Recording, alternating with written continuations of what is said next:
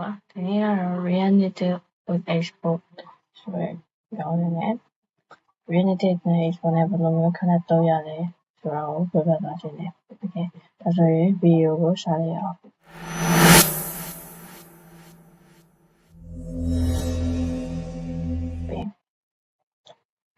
โอเคso ဗီဒီယိုမစခင်မှာ First, Reanitive and Export. Reanitive and Export ဆိုတာဘာလဲဆိုတော့အရင်ဆုံးပြောပြချင်တယ် Okay, Reanitive, Tenor Reanitive Abstract Engine, the Real Mobile app uses JavaScript and React. The Reanitive ဆိုတာက JavaScript နဲ့ React ကိုအသုံးပြုပြီးတော့ build real mobile app တွေကိုဖန်တီးနိုင်တဲ့ Reanitive engine တစ်ခုဖြစ်တယ်ပေါ့။တစ်ဖက်မှာ Export ဆိုတာဘာလဲဆိုတော့ Export ဆိုတာ dashboard တစ်ခုလို့ပဲသတ်မှတ်ထားလို့ရတယ်။ဒါကဘာပြောချင်လဲဆိုတော့ Reanitive မှာဆိုရင် framework နဲ့ platform တွေကိုframework နဲ့ platform တွေကရှိပြီးတော့အဲ့ဟာတွေကမှပြီးရင် ကိုယ့်ရဲ့ mobile development လုပ်တဲ့အခါမှာဒီ software အပိုင်းတွေကိုဒီ Reanitive framework နဲ့ platform တွေကပြောမှာဆိုhandle the complex ကိုထိန်းချုပ်ပြီး Reanitive ကထိန်းချုပ်ပြီးဒါကိုဒီ hardware architecture ကိုဒါဘယ်လိုလုပ်လို့လဲဆိုတော့ export ဒီ node ကိုပဲရှင်းပြလိုက်တော့မယ် export က management for တစ်ခုဖြစ်ပြီးတော့ you don't touch Java နဲ့ Objective-C code ပြောမှဆိုရင် Java နဲ့ Objective code တွေထိတာမဟုတ်ပါဘူး JavaScript နဲ့ TypeScript တွေကိုရေးပြီးတော့ဒီ JavaScript နဲ့ TypeScript တွေကိုရေးပြီးရင် export ကနေပြီးတော့ translate လုပ်ပြီးရင် native UI component အနေနဲ့ translate လုပ်ပြီးအကြိုက်တင်ရဲ့ဖုန်းပဲဖြစ်ဖြစ်တင်ရဲ့virtual device မှာပဲဖြစ်ဖြစ်အဲ့လိုမျိုးတကယ် mobile app ပေါ်မှာ design ပုံစံပေါ်လာတယ်အဲ့အမျိုးဆိုလို့ Okay ဒီတော့ဒီဆိုရင်ဒါဆို getting to start code ဒါဆိုရင်စလို့ရပြီပေါ့နော်မစခင်မှာ project လုပ်ဖို့အတွက်အရင်ဆုံး create လုပ်ဖို့ project create လုပ်ရတယ်ဒါရင်မလုပ်ခင်မှာအရင်ဆုံး Node.js ဆိုတဲ့ဟာရယ်အရင်ဆုံးဘာ install လုပ်ရမလဲဆိုတာကိုပြောမယ် Node.js ကို install လုပ်ရမယ် Okay အရင်ဆုံး Node.js ဆိုတာကို install လုပ်ရပါမယ် Node.js အဆင်ပြေအောင်ပဲရှာပြီး Node.js ဆိုပြီးတော့တွေ့Node version ရှိရပါတော့ပြီးရင်ဒီမှာအဲ့လိုပြီးရင် export ဆိုတာရှိသေးတယ်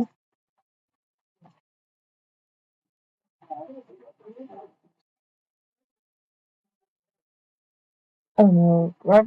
browser တစ်ခုခုမှာ Node.js ရှာပြီးတော့ Node.js install လုပ်ပြီးရင် export ဆိုတာကတင်ရဲ့ဖုန်းမှာလည်းရှိရပေါ့နော်ဘယ်ရဲ့ဖုန်းမှာ Android ဆိုရင်လည်း Play Store မှာexport ဆိုပြီးတော့ download လုပ်လို့ရတယ် iOS ဆိုရင်လည်း App Store မှာ export download လုပ်လို့ရတယ်ဒါက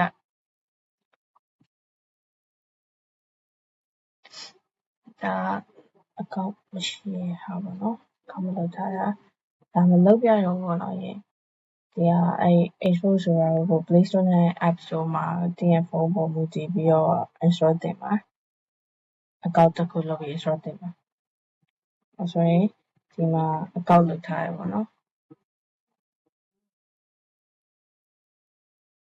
Okay ဒါဆိုရင် install နှစ်ခုလုံးလုပ်ပြီးသွားပြီဆိုရင် set project folder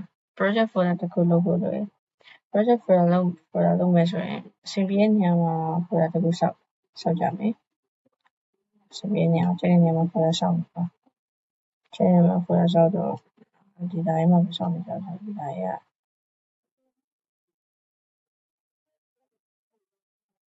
တစ်ခုဆောက်ဖို့ပေါ့နော် real folder တစ်ခုဆောက်ပြီးသွားပြီဖြစ်တဲ့အတွက်ကြောင့်ဘယ်လိုမျိုး folder ကို set up လုပ်မလဲဆိုတာကိုပြောပြမယ်တိကျမှာ install Node.js နဲ့ Node.js ကို install လုပ်ပြီးသွားပြီ export ကိုလည်းဖုန်းထဲမှာ install လုပ်ပြီးသွားပြီexport ကကျတော့ဖုန်းထဲမှာလည်း install လုပ်လို့ရတယ်ဒါမှမဟုတ်ရင်တင်ကလုပ်ချင်ဒီ laptop နဲ့ပဲမှာ virtual device သုံးမယ်ဆိုရင် Android Studio မှာ virtual device ဖြစ်ပေါ့နော် Xbox မှာလည်း virtual device ရှာလို့ရတယ် Xbox ကျတော့ iOS platform အတွက် Android ဆိုရကျတော့ Android phone တွေအတွက်ပေါ့နော်ဒီမှာ virtual device ရှာလို့ရတယ်ဒီ Android studio မှာ okay ဒါဆိုရင်ဒီမှာဒီနှစ်ခုလုံးလုပ်ပြောရင် setup order လည်းဆောက်ပြီးသွားပြီဆိုတော့ new Xbox project လုပ်ဖို့အတွက်ကျန်တယ်အဲ့တော့ project setup လုပ်ဖို့အတွက်ဒီလိုမျိုး terminal ခေါ်ရတယ်ပေါ့နော်အဲ့တော့ VS Code ဆိုတာကိုသင် VS Code သုံးရင် VS Code ဆိုပြီးတော့ဟောပြမယ် okay ဒါကျွန်တော်တို့ VS Code okay ခုနကဆောက်ထားတဲ့ folder ကိုဒီမှာသွားပြီးတော့ပြန်ပေါ့နော် open folder နားဆောက်ထားတဲ့ real knitted okay ဒါကိုသွားပြီးတော့ထည့်မယ်ထည့်ပြီးရင် terminal ခေါ်မယ် okay terminal ခေါ်ပြီးရင်ဘာလုပ်မလဲဆိုရင်ဒီမှာဖော်ပြထားတယ် create a new project မှာ terminal အနေနဲ့ nph create export add ကြိုက်တာပေးလို့ရတယ်အဲ့ဒါလုပ်ကြည့်မယ် okay terminal ခေါ်ကြည့်မယ် export nph create export sorry create export add ဒါပဲရန်ကြည့် okay my app ပြင်မှာလာကို app ကို my app လို့ပဲဒီမှာပေးလိုက်မယ်တိုင်းမယ်ဒါဆိုရင်သူက project create လုပ်ပေးတယ်ဒီမှာကြည့်လိုက်ပါဒါဆိုရင်ဒါ react export နဲ့ဆိုင်တဲ့ TypeScript တွေရေးမယ်ဒီမှာ app design တွေခေါ်မယ်ဒါ TypeScript ဖြစ်သွားပြီ DSA ဆို TypeScript ပေါ့နော်ဒါ npm ဆိုတာ Node.js တုံးထားတယ် Node.js no express တွေ I don't ပြောချင်တာ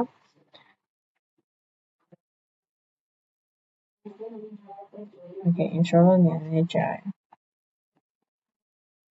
ဒီ terminal ရေးရတဲ့ဥစ္စာလေးကိုလည်း description မှာဖော်ပြပေးပါမယ်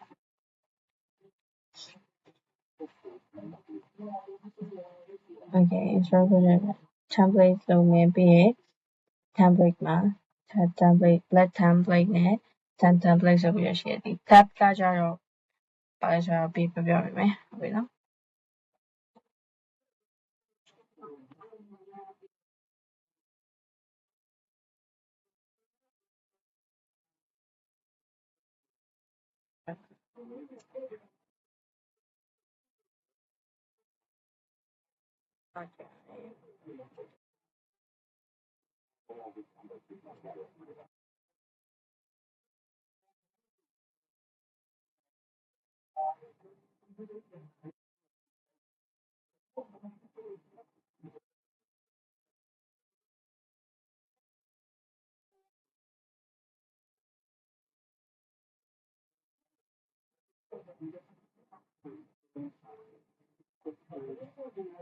okay အခုဆိုရင်ဒီ terminal ပတ်လို့ပြပါပြီဒီမှာသူ့အောက်တော့ automatic folder ရောက်လာလိမ့်မယ်ဒါကိုဘယ်လိုမျိုးမှာ export မှာပြန်ကြည့်ရတယ်ဆိုတော့ဒီလောက်ထားတဲ့သူ့ရဲ့ normal folder အတိုင်း export မှာဘယ်လိုပြန်ကြည့်ရလဲဆိုတော့ပြပြပေးမယ် nph export start အဲ့ terminal ခေါ်ရယ်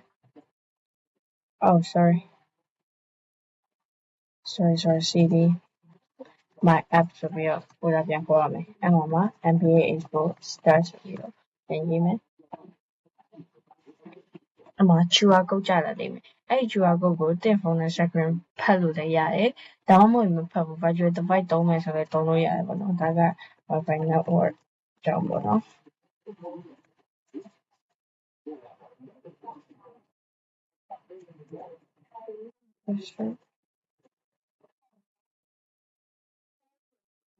network ကြောင့်ဖြစ်တတ်တယ်ဒါဆို QR code ပေါ်လာပြီဒီ QR code ပေါ်လာပြီဆိုတော့ဖုန်းမှာ QR code ဖတ်လိုက် export ကိုတော့ install တင်ထားပါတော့အဲ့မှာ QR code ဖတ်လိုက် export အထက်ရောက်ပြီးတော့ဒီဟာကိုမြင်ရမယ်ဒီတင်ရဲ့ folder မှာဘာတွေ create ထားလဲဆိုတော့မြင်ရမယ်ပေါ့နော် okay အဲ့တော့ဒီမှာဆိုရင်virtual device နဲ့ပဲသုံးပြနိုင်မယ်Android Studio မှာ Android Studio ဝင်ပြီး Virtual Device နဲ့သုံးပြမယ် Okay Android Studio ထဲရောက်သွားပြီ Virtual Device Manager ထဲဝင်တယ်ပြီးရင်သုံးတာ Pixel 9ဆိုတော့ကြာပဲသုံးမယ်Okay ရပြီ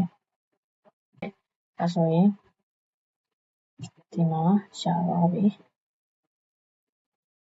ရပါဆိုတာထားရပါတော့ Okay ပြသွားပြီဆိုတော့ကဒီမှာ Press A ဆိုပြီးတော့နှိပ်ရင် Android version ဖြစ်သွားမယ် Okay Press A ဆိုပြီးတော့ F1 ရဲ့ A ကိုနှိပ်လိုက်မယ်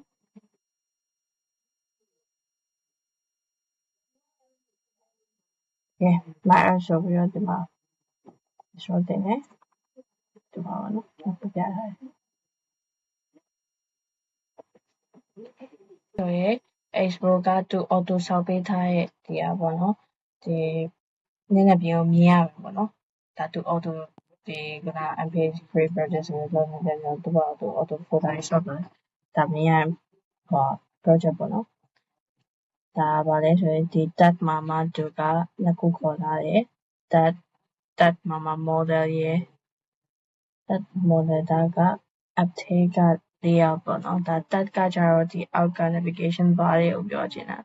ဒီ tab ထဲမှာဆိုရင်နှစ်ခုခေါ်ထားတယ် index home ရဲ့ explore ဆိုပြီးတော့ဒါခေါ်ထားတာဒီမှာ explore.tsh ဆိုပြီးတော့ရှိတယ်ဒီဟာလေးပေါ့နော်ဒီမှာ index.tsh ဆိုပြီးတော့လည်းရှိတယ်ဒါကသူ့ရဲ့ auto folder ပါဒီနေ့ဗီဒီယိုကတော့ဒီလောက်ပါပဲနောက်ထပ်ဗီဒီယိုမှာcode အပိုင်းတွေကိုနည်းနည်းရှင်းပြမှာပေါ့နော်ဒီဗီဒီယိုကြည့်ရှုပေးတဲ့အားလုံးကျေးဇူးတင်ပါတယ် Thanks for watching my video